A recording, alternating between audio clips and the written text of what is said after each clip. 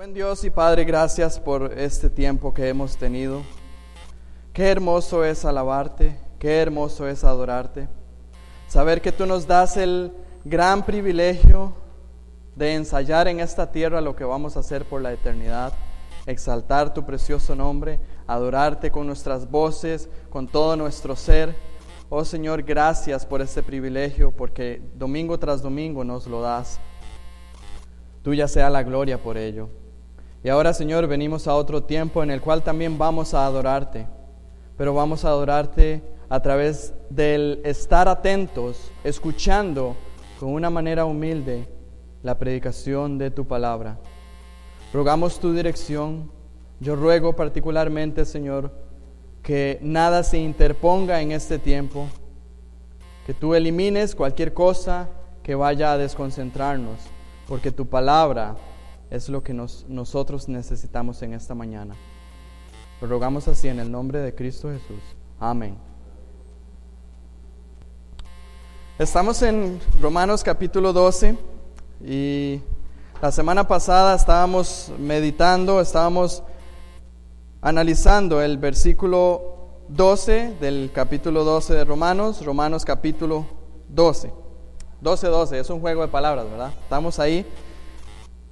En este verso hemos visto o encontramos en este verso 3 mandatos específicos, puntuales, en los cuales Pablo nos está exhortando a que ejecutemos algo, a que tengamos una acción. Yo les decía que los primeros 2 verbos, tanto gozosos en la esperanza y sufridos en la tribulación, y lo vamos a ver también que en el tercero, constantes en la oración, son verbos que son para ejecutarse de manera presente, de manera activa. No es una acción que recibimos, no es algo que hicimos alguna vez y ya no tenemos que hacerlo en el presente, o que tendremos que hacer en el futuro, sino que es algo presente, es algo continuo, y es algo que demanda de nosotros una acción, es de forma activa. Y hemos estado trabajando, tanto la semana pasada como la semana tras anterior, también sobre un argumento que yo les decía a ustedes que debemos de vivir la vida cristiana, si de esa manera queremos obtener los beneficios de la vida cristiana, de la vida que la vida cristiana nos da. Es algo, tal vez es un pensamiento obvio. Jesús dijo: yo he venido para que tengan vida y vida en abundancia. Pero es obvio pensar que no vamos a poseer o a participar de esa vida en abundancia si no vivimos esa vida que Cristo nos está exponiendo o que nos está invitando. Entonces, de tal manera que yo he querido que veamos estos mandatos prácticos de una manera que no es solamente un mandato que tenemos que hacerlo de una manera fea y que no vamos a recibir ningún beneficio de eso, sino que al vivir la vida cristiana y seguir todos estos mandatos vamos a recibir grandes beneficios. Ahora, yo quiero agregarle algo más a ese argumento que les he venido diciendo de que no podemos recibir los beneficios de la vida cristiana si no vivimos la vida cristiana. Quiero agregarle algo más porque creo que es muy importante. No podemos vivir la vida cristiana si no tenemos fe. La vida cristiana no es algo que se vive por obras o por esfuerzos humanos. La vida cristiana es algo que se vive por fe, y específica y exclusivamente fe en Jesucristo. No solamente tener fe, como muchas veces se usa un estribillo a nivel secular de todo es posible si tú puedes creer. Ciertamente la Biblia lo dice, pero hay que aclarar, hay que poner bien el punto sobre la I y decir todo es posible en Cristo. Pablo lo dijo claramente en Filipenses 4:13, todo lo puedo en Cristo que me fortalece. No es que si yo tengo de mí mismo una mucha resolución y que yo soy muy hábil en confiar y creer en algo, yo lo voy a tener ese algo solamente porque yo lo creí. Sino que la vida cristiana se vive por fe y fe en Jesucristo. La semana pasada en el culto de Cena del Señor, yo exponía acerca de un versículo y quiero traerlo nada más para mención de esto que estoy diciendo. Es 2 de Timoteo capítulo 1 y versículo 12, cuando Pablo dice: por lo cual asimismo padezco esto, pero no me avergüenzo, porque yo sé a quién he creído y estoy seguro que es poderoso para guardar mi depósito para aquel día.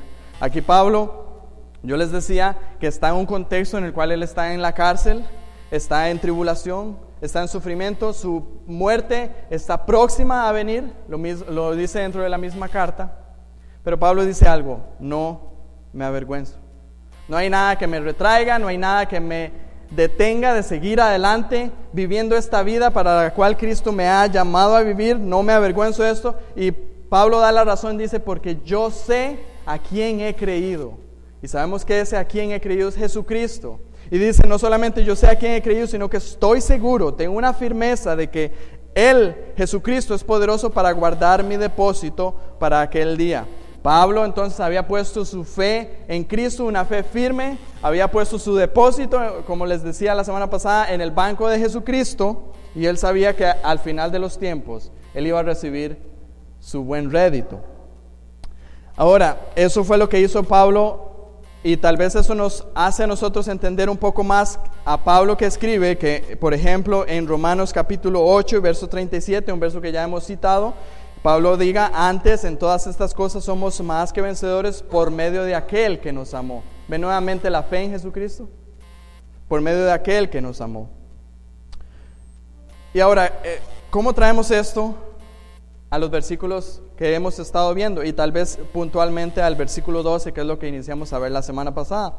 Gozosos en la esperanza, sufridos en la tribulación, constantes en la oración. Yo quiero que repasemos brevemente estos puntos que hemos estado hablando para yo poder demostrarles la necesidad de la fe en Jesucristo para poder llevar a cabo estas acciones. No es un secreto que para nadie, para todos es difícil en medio de la tribulación atravesarla gozosos. Es difícil, pero Pablo lo hizo y Pablo nos dio las herramientas de cómo hacerlo. Primero que nada nos dice entonces en el verso 12, gozosos en la esperanza. Decíamos que estar gozosos es tener nuestra complacencia, nuestro agrado, nuestro contentamiento en la esperanza. Decíamos que la esperanza no es algo que vaya a suceder en esta tierra, en esta época, sino que la esperanza es algo que viene y viene con la venida de nuestro Señor Jesucristo al final de los tiempos.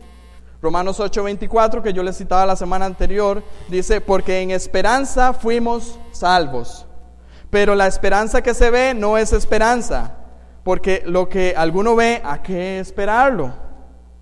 Pero si esperamos lo que no vemos, con paciencia lo aguardamos. Esperamos algo nosotros, algo que no vemos, y es a nuestro Señor Jesucristo venir.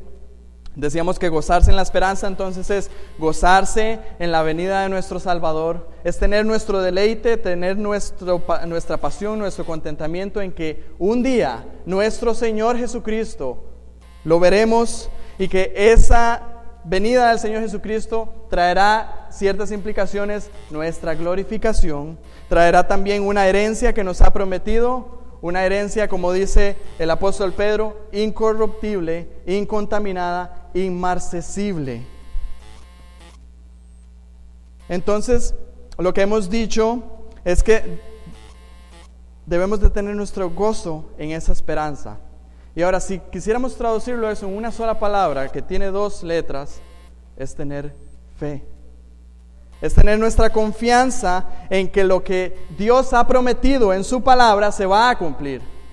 Cuando nosotros tenemos nuestra fe en Jesucristo y las promesas que Él nos ha dado, podremos tener gozo en la esperanza. Él nos ha dado algo que esperamos y creemos que va a venir. Y por eso entonces que podemos nosotros llegar al versículo 58 de 1 Corintios 15, que dice: así que, hermanos míos amados, estad firmes y constantes, creciendo en la obra del Señor, siempre sabiendo que vuestro trabajo en el Señor no es en vano. Esto no lo vamos a lograr si no creemos las promesas de nuestro Señor Jesucristo. Ven entonces cómo este primer punto, gozosos en la esperanza, tiene que ir completamente, o lo debemos de vivir completamente por fe en nuestro Señor Jesucristo. Y es igual también en el segundo, sufridos en la tribulación. Decíamos que la palabra sufridos en la tribulación no es una traducción que nos ayude mucho. Debemos de pensar más bien como soportar valientemente en la tribulación, perseverar constantemente en la tribulación. Este mandato lo que básicamente nos llama es a seguir o a poner en práctica las palabras que Pablo dijo en Romanos capítulo 5, y quiero que me acompañen. Romanos capítulo 5, y vamos a leer los primeros 5 versos, porque aquí Pablo nos estaba exponiendo acerca de cómo debe ser nuestra actitud en medio de la tribulación, en medio de las pruebas, y ahora en este versículo 12 nos está diciendo, háganlo. Vean lo que dice Pablo en Romanos 5, versos del 1 al 5. Justificados pues por la fe, tenemos paz para con Dios por medio de nuestro Señor Jesucristo, por quien tenemos también entrada por la fe a esta gracia en la cual estamos firmes y nos gloriamos en la esperanza de la gloria de Dios. Hasta aquí vemos entonces gozosos en la esperanza porque tenemos fe en esa gracia que nos ha dado Dios. Verso 3, y no solo esto, sino que también nos gloriamos en las tribulaciones, sabiendo que la tribulación produce paciencia, y la paciencia prueba, y la prueba esperanza, y la esperanza no avergüenza, porque el amor de Dios ha sido derramado en nuestros corazones por el Espíritu que nos fue dado. No sé si pueden notar cómo llega de nuevo, comienza con nos gloriamos en la esperanza de la gloria de Dios, pero también nos gloriamos en las tribulaciones, porque las tribulaciones producen paciencia, la paciencia produce prueba, y eso nos devuelve algo, a la esperanza. Entonces, otra de las cosas que veíamos la semana anterior es que si nosotros tenemos nuestro gozo en la esperanza, tenemos grandemente las herramientas para atravesar la tribulación, independientemente de cuál sea la tribulación. Decíamos también, y quiero recordarles algunos puntos, algunos principios que veíamos la semana pasada, porque creo que es tan importante que nos estemos recordando estas cosas. Algunos principios que nos ayudan a ser perseverantes en medio de la tribulación. Lo primero era tener claro que la tribulación va a venir. Jesús dijo, en el mundo tendréis aflicción. ¿Y dónde estamos viviendo nosotros en esta época? En el mundo. Por lo tanto tendremos aflicción. Pero he aquí yo he vencido al mundo, dijo Jesús. O sea, Jesús nos dice, nos advierte, vamos a tener tribulación, pero no va a ser para ser vencidos. Antes bien, somos más que vencedores, dice Pablo.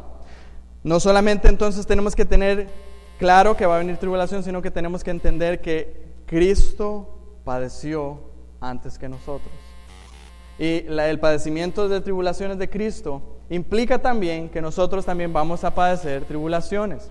Y si Cristo venció la muerte, venció la tribulación, venció toda aflicción, Él dice que también nos va a dar victoria a nosotros. Porque si nosotros estamos en Cristo y unidos en Cristo, todo lo que Cristo haga, nosotros lo vamos a recibir. Si Cristo murió, nosotros tenemos que también morir. Si Cristo resucitó, nosotros también vamos a resucitar. Si Cristo fue glorificado, nosotros también vamos a ser glorificados.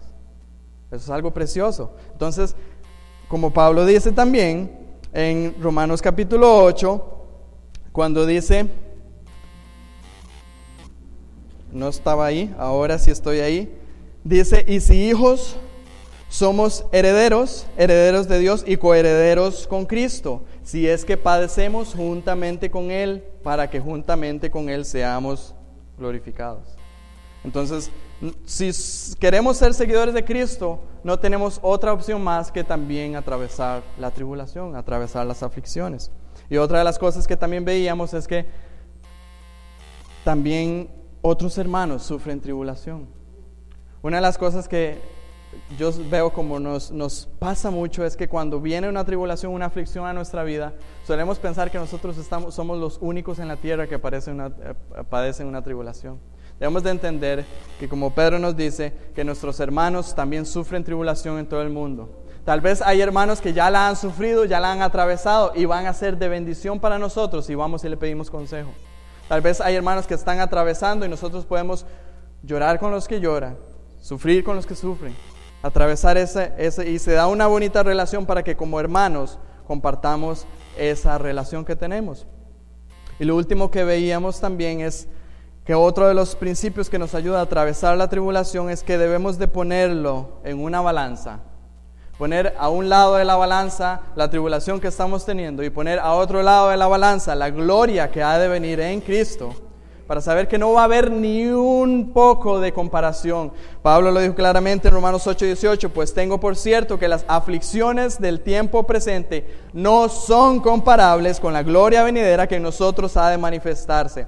Hay una frase que a mí me asombra mucho de Pablo en 2 Corintios, y yo lo leía también la semana pasada y me veo obligado a volver a leerlo, en 2 Corintios capítulo 4, verso 17, cuando Pablo dice, porque esta leve tribulación momentánea produce en nosotros un cada vez más excelente y eterno peso de gloria.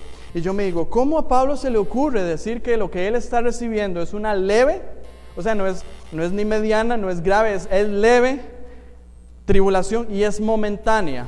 Cuando nosotros leemos todas las aflicciones y las tribulaciones que pasó Pablo, yo digo, ¿cómo a Pablo se le ocurre decir que es leve y es momentánea? Y yo digo, la única razón es porque él dijo, yo sé a quién he creído, en el Señor Jesucristo, y estoy seguro que Él es poderoso para guardar mi depósito para aquel día. Por lo tanto, yo me gozo en la esperanza y yo atravieso perseverante la tribulación. Eso es, hermanos. Y volvemos al punto, se trata de fe. Si nosotros creemos a esas palabras que acabo de exponerles, vamos a estar gozosos en la esperanza, vamos a padecer la tribulación de una manera perseverante, adelante. Ahora yo quiero darle 2 ejemplos de cómo personas, por la fe en Jesucristo, hicieron estos 2 puntos que acabamos de ver en capítulo 12. Vamos un momento, por favor, a Hebreos, capítulo 11. Aquí vemos 2 ejemplos hermosos de cómo esto es posible para seres humanos pecadores, igual que usted y que yo, al poner nuestra fe en Jesucristo, al poner nuestra fe en sus promesas. Primero vamos a ver el ejemplo de los patriarcas de Israel, Abraham, Isaac y Jacob. Leamos Hebreos capítulo 11, versículo 13 al 16. Hebreos 11, versos 13 al 16. Dice, conforme a la fe, murieron todos estos, aquí está hablando acerca de Abraham, Isaac y Jacob, sin haber recibido lo prometido, sino mirándolo de lejos y creyéndolo y saludándolo y confesándolo que eran extranjeros y peregrinos sobre la tierra. Porque los que esto dicen claramente dan a entender que buscan una patria, pues si hubiesen estado pensando en aquella de donde salieron, ciertamente tenían tiempo de devolver, pero anhelaban una mejor, esto es celestial, por lo cual Dios no se avergüenza de llamarse Dios de ellos, porque les ha preparado una ciudad. ¿Qué es lo que acabamos de leer aquí? Abraham, Isaac y Jacob, ellos tenían su gozo en algo que no era de esta tierra y de este tiempo. Ellos tenían su esperanza en la promesa que Dios les había dado, y esa fe, dice, conforme a la fe, es que ellos vivieron y murieron y todavía en esta vida no recibieron lo que esperaban, pero ciertamente en estos momentos están gozando de lo que ellos se les prometió. Y luego vemos el ejemplo también de Moisés en capítulo 11, versos 24 al 27. Dice, por la fe, Moisés, hecho ya grande, rehusó llamarse hijo de la hija de Faraón, escogiendo antes ser maltratado, o sea, atravesar la tribulación, con el pueblo de Dios, que gozar de los deleites temporales del pecado, teniendo mayores riquezas el vituperio de Cristo que los tesoros de los egipcios, porque tenía puesta la mirada en el galardón. Por la fe dejó a Egipto, no temiendo la ira del rey, porque se sostuvo como viendo al invisible. ¿Ven lo que les estoy queriendo decir? Por la fe, Abraham, Isaac y Jacob, ellos avanzaron en su vida en lo que Dios les ordenaba, y ellos vivían y al final tuvieron grande recompensa. No vivieron esperando nada que les fuera dado aquí en esta tierra, lo temporal. Lo mismo Moisés. Me encantan las palabras que se utilizan acá. Se sostuvo como viendo al invisible. Y eso es lo que hacemos nosotros. Nos gozamos en la esperanza porque hay algo que no vemos que va a venir. Atravesamos y perseveramos en la tribulación porque tenemos nuestra fe en Jesucristo, que murió y resucitó por nosotros y que un día vendrá y nos, como dice 2 Tesalonicenses, vendrá a darnos consuelo a nosotros que somos atribulados. es algo precioso. Pero hermanos, si no ponemos nuestra fe realmente en Jesucristo, no vamos a llegar a vivir esa vida cristiana. Y quiero aclarar nada más que la fe de la que yo estoy hablando no es simplemente un pensamiento, no es simplemente una filosofía o una ideología. La fe implica acción, la fe implica obediencia, la fe implica que yo voy a estar atento a lo que mi Señor me va a decir para ejecutarlo. Y eso es lo que estamos viendo aquí cuando Pablo nos está dando estos mandatos. Verso 12, gozosos en la esperanza, sufridos en la tribulación. Y la semana anterior quedamos pendientes del último punto de este versículo, que es el que yo quiero que veamos en esta hora. Constantes en la oración. Hay algo que en la vida práctica cristiana es definitorio, se ha dicho teológicamente y creo que también conceptual y prácticamente de todas las maneras que quiera dar, que es como nuestro respirar. Es algo que debe estar en medio de la tribulación y fuera de la tribulación, y eso es la oración en todo tiempo. En el contexto de lo que vemos aquí, y eso también es importante notarlo, Pablo acaba de decirnos gozosos en la esperanza, sufridos en la tribulación, y cuando estemos nosotros en la tribulación, algo que nos urge y que nos empuja a hacer es a clamar a Dios, ¿no es así? A orar. Aquí el verbo que Pablo está utilizando, que tiene la misma característica de los otros que les he comentado, es un verbo que está presente, es activo, tenemos que hacerlo constantemente, hacerlo de una manera activa. El verbo que aquí se traduce como constantes denota el persistir firmemente y dando mucho cuidado. Persistir firmemente y dando mucho cuidado. Eso es lo que tenemos que hacer con la oración. Debemos de persistir firmemente y dar mucho cuidado. Otras palabras o palabras más simples para ver esto es lo que dice Primera de Tesalonicenses capítulo 5 y versículo 17. Lo sabemos de memoria. Orad sin cesar. Orad sin cesar. Esa es la actitud del cristiano, esa es la actitud del creyente. Y aquí Pablo nos está mandando a que lo hagamos. Debemos de estar constantes en la oración. Esta palabra constantes es muy interesante porque en otras ocasiones se traduce también como perseverantes. Yo quiero que lo veamos porque en otros contextos donde se menciona nos da un ejemplo a la vez de cómo es que debemos de poner en práctica la oración. En Hechos capítulo 1 versículo 14, después de la ascensión de Jesucristo al cielo, cuando los discípulos estaban esperando la venida del Espíritu Santo, dice que ellos, en Hechos 1:14 dice, todos estos perseveraban, esa es la misma palabra, perseveraban unánimes en oración y ruego con las mujeres y con María, la Madre de Jesús, con sus hermanos. Vemos, perseveraban en la oración. Después de que viene el Espíritu Santo, nace la iglesia. Ahora, ¿cuál es la actitud de estos hermanos, estos creyentes? Hechos 2:42 nos dice que ellos perseveraban. Es la misma palabra que aquí Pablo utiliza para decir constantes en la oración. Perseveraban en la doctrina de los apóstoles, en la comunión unos con otros, en el partimiento del pan y en las oraciones. Perseveraban. Yo creo que es bueno que nos detengamos aquí y que vamos para adentro. ¿Es esta mi vida? Cuando se hable de Daniel Montero, se podría decir, Daniel es una persona que persevera en la oración. Cuando se habla de la iglesia Bautista Betel, se puede decir, es una iglesia que persevera en la oración. Esas son preguntas importantes para hacernos en este momento. Tenemos que darle un gran énfasis, y me veo muy obligado a darle un énfasis no ligero a esta palabra, constantes en la oración. Pablo nos está mandando a perseverar firmemente en la oración. Y cuando nosotros hacemos una lectura, ya sea del Nuevo Testamento, del Antiguo Testamento, algo que va a quedar claramente es que la oración es algo que es importante, y que es importante no solamente que lo hagamos ligeramente o que oremos de vez en cuando, sino que lo hagamos de una manera constante. Acompáñeme por favor a Lucas capítulo 18. Vamos a leer versos del 1 al 7.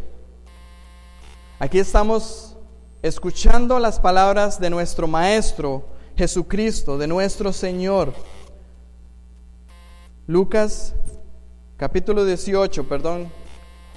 Lucas capítulo 18, versos del 1 al 7.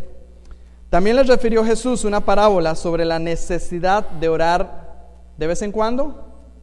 No, la necesidad de orar siempre y no desmayar. Aquí nos pone en escena de qué es lo que nos va a hablar Jesús, de la necesidad de orar siempre y no desmayar.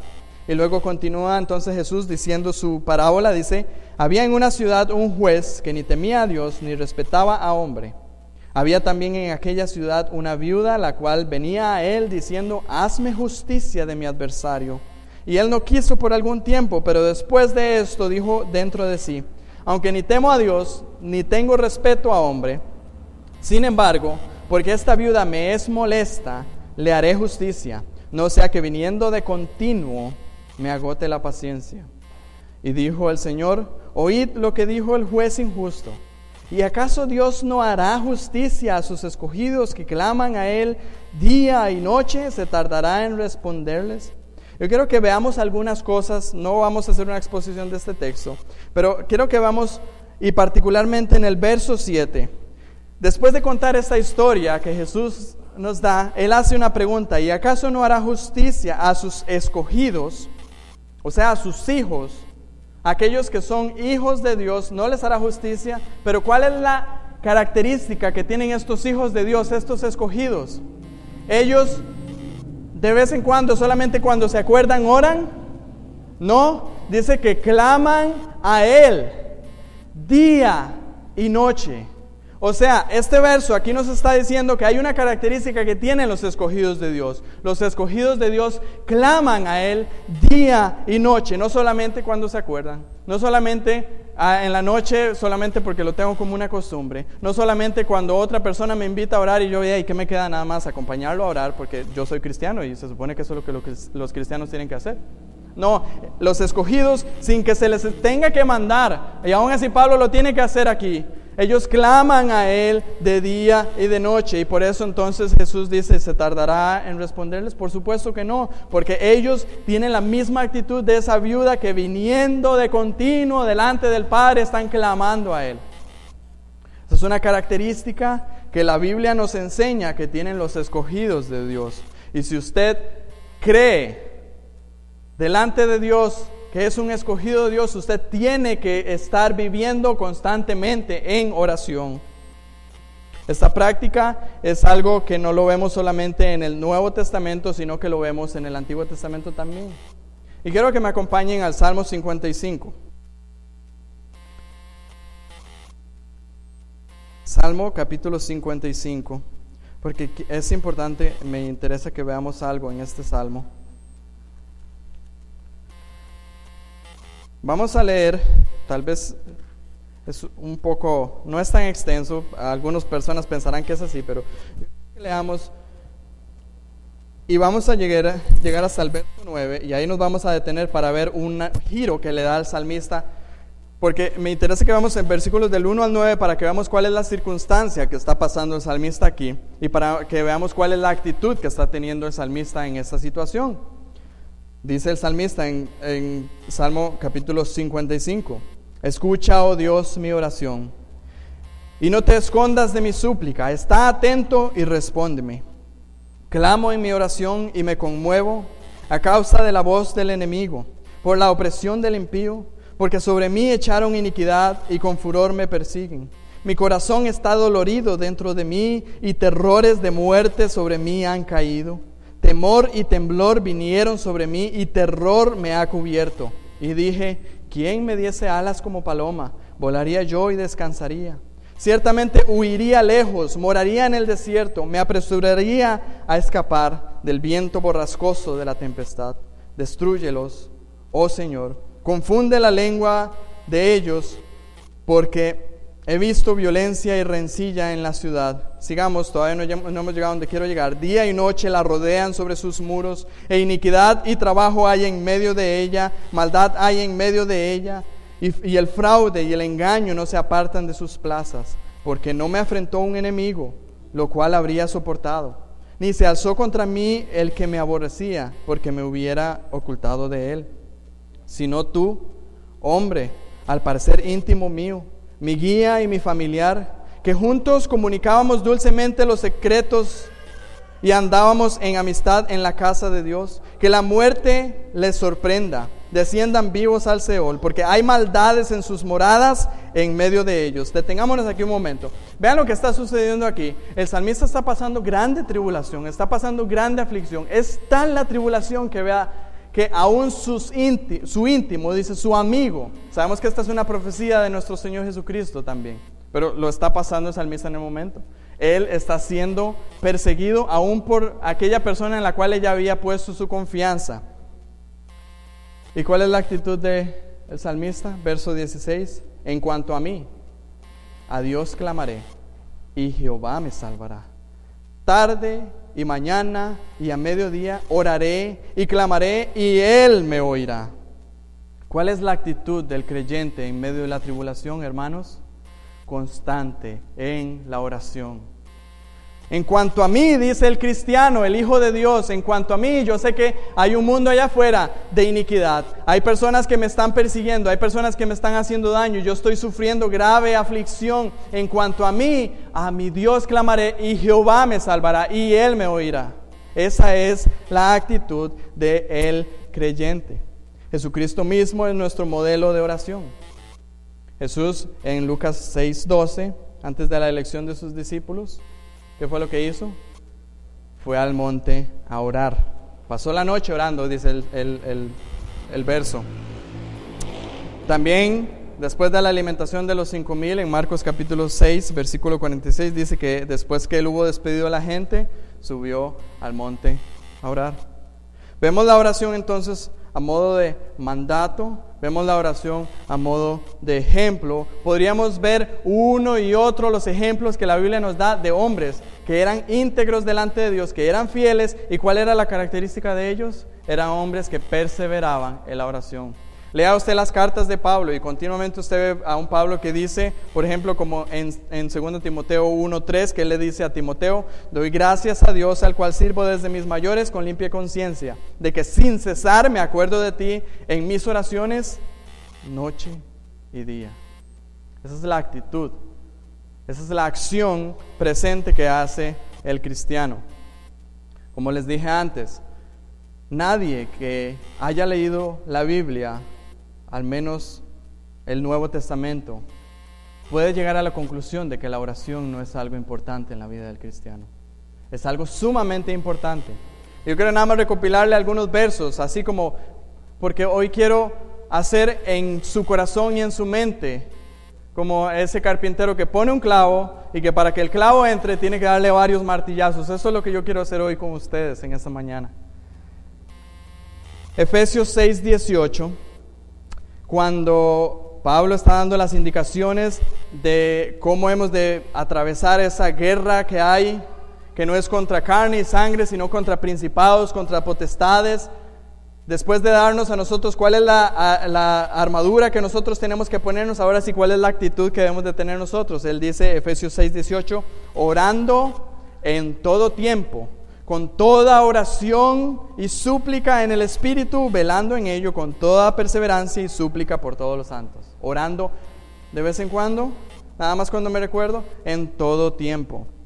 Filipenses 4:6 y 7 dice, por nada estéis afanosos, si no sean conocidas vuestras peticiones delante de Dios en toda oración y ruego, con acción de gracias.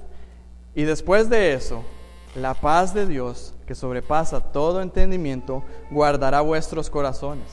Colosenses 4:2 nos dice, perseverad en la oración, velando en ella con acción de gracias. Perseverad en la oración. Y 1 de Pedro 4:7 nos dice, mas el fin de todas las cosas se acerca. Sed sobrios pues, y velad en oración. Esos son solamente algunos versículos que pude extraer, pero nos vamos a dar cuenta cuando leemos que la oración es vital. No por nada se dice que la oración es el respirar del cristiano. Y sabe que hay un montón de cristianos, si es que entonces podemos concluir que lo son, que están morados, verdes, porque no están respirando y están a punto de morir ahogados, asfixiados. La oración, hermanos, trae múltiples beneficios, maravillosos beneficios. Y si yo profundizara en esto, nos llevaríamos por lo menos unos cuantos domingos más. Entonces, de una manera resumida, voy a leerles un himno que fue publicado en 1848, escrito por un señor que se llamaba W. Walford. Creo que él pudo tomar el tema de la oración, simplificarlo en cuanto a los beneficios y las ayudas que nos da a nosotros y escribirlo a manera de poema, y luego se le fue puesta música y se puso en un himno que hoy tenemos. Tal vez algunos de ustedes lo conozcan. Dice así el himno: dulce oración, de toda influencia mundanal, elevas tú mi corazón al tierno Padre Celestial. Oh, cuántas veces tuve en ti auxilio en ruda tentación, y cuántos bienes recibí mediante ti, dulce oración. Dulce oración, al trono excelso de bondad, tú llevarás mi petición a Dios que escucha con piedad. Creyendo espero recibir divina y plena bendición, y que me ayudes a vivir junto a mi Dios. Dulce oración, aliento y gozo al alma das. En este valle de aflicción, consuelo siempre me serás. Tan solo el día cuando esté con Cristo en la celeste Sión, entonces me despediré feliz de ti, dulce oración. Este himno, como les digo, a mí me cautiva mucho porque nos hace pensar de algo que nosotros tenemos como nuestro respirar, y nos hace ver algunas cosas. La oración es la que es el medio de transporte que lleva nuestras peticiones, nuestros deseos a Dios. Es aquello que nosotros tenemos que acudir en medio de la tribulación, porque es de la manera que podemos llegar al Padre Celestial. Y Pablo aquí nos está mandando a que tengamos esto que va a traer tanto beneficio a nuestra vida. Nuevamente repito, es un mandato. Constantes en la oración. Pero hay un problema con la oración, y no es en sí mismo en la oración, sino hay un problema con el tema de la oración. Es que si yo les dijera a ustedes en esta mañana, ¿quién cree que la oración es importante? Yo sé que en estos momentos todos levantarían la mano, todos lo haríamos. Pero no se trata solamente de hablar bien de la oración, no se trata solamente de cantar acerca de la oración, se trata de vivir y practicar y estar constantemente en la oración. Y estamos viviendo en una época donde los cristianos no están orando. Simplemente no están orando. Yo quiero darle algunas pruebas de eso. Y son pruebas tan visibles y tan prácticas. Muy pocas personas oran antes de disfrutar sus alimentos. Tantos cristianos vemos hoy que se llaman a sí mismos cristianos, y cuando se van a echar un bocado de comida a la boca, no se les ve que oren. Y usted va a decir, pero eso es algo tan... No, eso es muy importante. Porque cuando nosotros oramos a Dios antes de disfrutar los alimentos, estamos reconociendo que esos alimentos no hubieran llegado a nuestra mesa si no fuera porque Dios los proveyó. Que esos alimentos no hubieran llegado a nuestra mesa si no fuera porque Dios me dio la habilidad de poder cocinarlos, ya sea que yo los cociné o mi esposa o quien haya sido. Que yo dependo de Dios para el pan de cada día. ¿Por qué creen que en la oración del Padre Nuestro está esa frase, modelo, danos hoy nuestro pan de cada día? Y hay muchos cristianos que no están orando antes de disfrutar los alimentos, y eso es una prueba.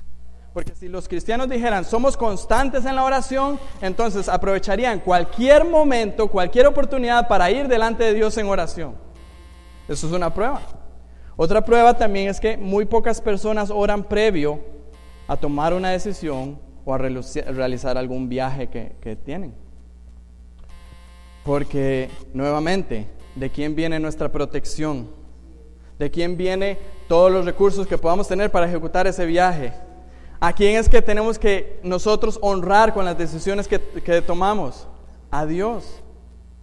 Entonces, cuando vemos a personas que se llaman a sí mismos cristianos, pero toman las decisiones sin nunca consultar al Señor, entonces, ¿cómo esas personas van a decir que son constantes en la oración? Muy pocas familias se reúnen y oran juntas. Una familia que esté compuesta de cristianos que son constantes en la oración, se van a juntar a orar. No es algo que es consecuente.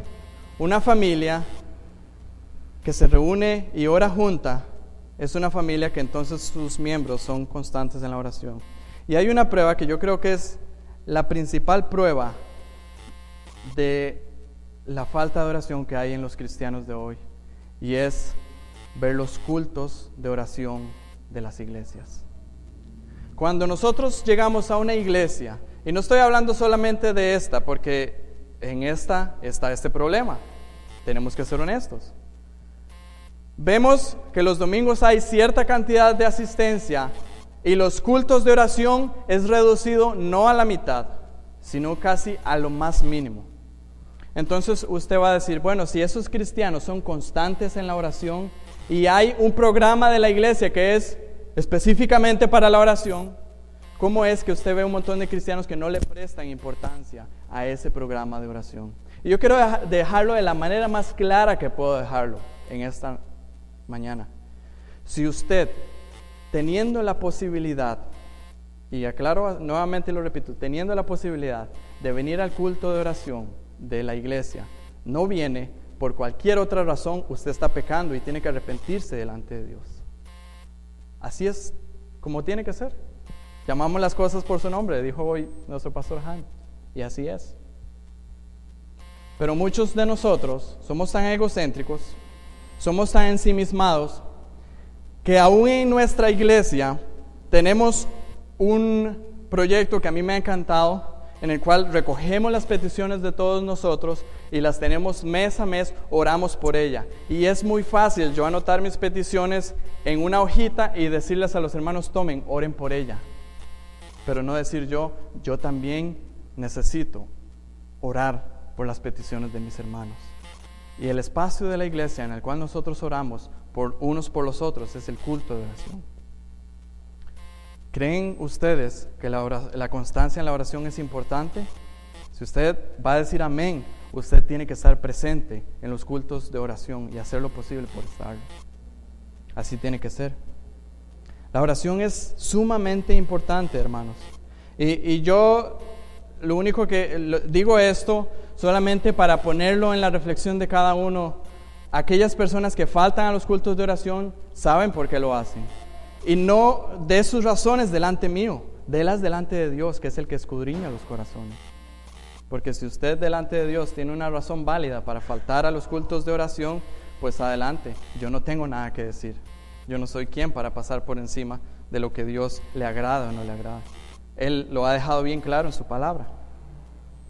Entonces, si los cristianos estuviéramos viviendo realmente continuamente en oración, estas prácticas fueran evidentes en nosotros, fueran evidentes. Y quizá, como yo les dije antes, una de las razones por las cuales se da este mal es porque estamos llenos de egocentrismo, estamos llenos de orgullo. ¿Sabe qué es el orgullo? El orgullo es pensar más de lo que yo soy. Y una de las cosas que nosotros hacemos cuando no oramos es que nosotros, no con palabras, pero estamos diciendo, yo no necesito que Dios me ayude. Si somos humildes y reconocemos que nuestra providencia, que nuestra protección, que la respuesta a todas nuestras necesidades están solamente en Dios, si esa humildad está ahí, vamos a ir delante de Dios constantemente en oración. Esa es una de las cosas que también podemos rescatar de la parábola de la viuda y el juez injusto. ¿Por qué la viuda iba constantemente hacia el juez injusto? ¿Porque ella podía hacerse justicia a sí misma? No. Ella necesitaba que ese juez le hiciera justicia y ella quería que ese juez le hiciera justicia. Por eso es que esa viuda iba constantemente al juez para que le rogaba, hazme justicia. Esa es la misma actitud de nosotros. Nosotros somos incapaces en nosotros mismos. Nosotros necesitamos la gracia, el auxilio de Dios en todas las áreas de nuestra vida. Por lo tanto, si nosotros somos humildes, vamos a reconocer eso e ir delante de Dios. ¿Sabe qué se trata la oración? Y eso quiero nuevamente martillar en este tema. Todos dependemos de Dios. Aunque nadie lo reconozca, todos dependemos de Dios. Estamos respirando porque es la misericordia y la gracia de Dios. La oración es el reconocer que eso es así. Y el que no ora constantemente no está reconociendo que depende de Dios, aunque en realidad depende de Dios. Por lo tanto, mis queridos, mis amados hermanos, es necesario que acatemos a este mandato constantes en la oración. Y Dios prometió que cuando nosotros le buscamos en oración, Él va a traer respuesta a nosotros. Es que la oración no es algo que yo solamente clamo y clamo y clamo y ese juez injusto, porque nosotros no estamos clamando a un juez injusto. Estamos clamando al juez que es justo, al Dios bondadoso, al dador de toda dádiva y todo don perfecto, valga la redundancia. Jeremías 29, 12 y 13, Dios le dice al pueblo de Israel: entonces me invocaréis y vendréis y oraréis a mí, y yo os oiré, y me buscaréis y me hallaréis, porque me buscaréis de todo vuestro corazón. Mateo 7, 7 y 8, Jesús dijo: pedid y se os dará, buscad y hallaréis, llamad y se os abrirá, porque todo aquel que pide recibe, y el que busca halla, y aquel que llama se le abrirá. Y 1 Juan capítulo 5 versos 14 y 15 dice: y esta es la confianza que tenemos en Él, que si pedimos alguna cosa conforme a su voluntad, Él nos oye. Y sabemos que Él nos oye en cualquier cosa que pidamos. Sabemos que tenemos las peticiones que hayamos hecho. Cuando vivimos la vida cristiana como Dios nos manda, no como nosotros pensemos que es, vamos a poder realmente experimentar los beneficios de la vida cristiana. Aquí hay 3 mandatos y ya hemos visto otros y vamos a seguir viendo más.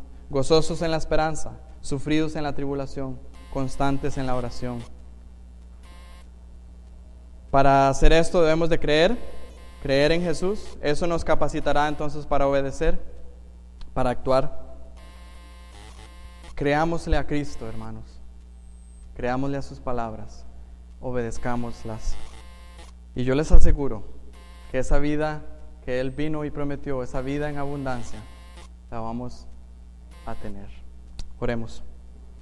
Padre, gracias por esta mañana, gracias por tu palabra. Señor, es maravillosa y nos confronta y nos exhorta y nos lleva muchas veces a ver nuestra maldad, nuestra pecaminosidad. Y yo como pastor y como predicador soy el primero que me pongo delante de ti y digo: Señor, perdóname. Mira mi negligencia, mira mi falta de humildad. Y Señor, acude a mí, auxíliame. Auxílianos en esta mañana, Señor, porque necesitamos que tu gracia sea la que nos revista. Necesitamos que tú produzcas en nosotros así el querer como el hacer por tu buena voluntad. Necesitamos que tú seas el que nos hagas vivir la vida cristiana por la fe que tenemos en ti. Y en esta mañana, Señor, si hay alguien que ni siquiera tiene fe en ti, que aún no ha creído en ti para salvación, es mi ruego, Señor, que tú le salves, porque hoy es el día para salvación. He aquí el día. Señor, y a nosotros que por tu gracia ya hemos creído, pero que nos hallamos cortos en vivir la vida cristiana como tú la demandas de nosotros, ruego tu gracia para que nos ayudes, para que nos auxilies, y que de esa manera tu nombre sea levantado en alto y glorificado como tiene que ser. Lo ponemos en tus manos, Señor, lo pedimos en el nombre de Jesucristo. Amén.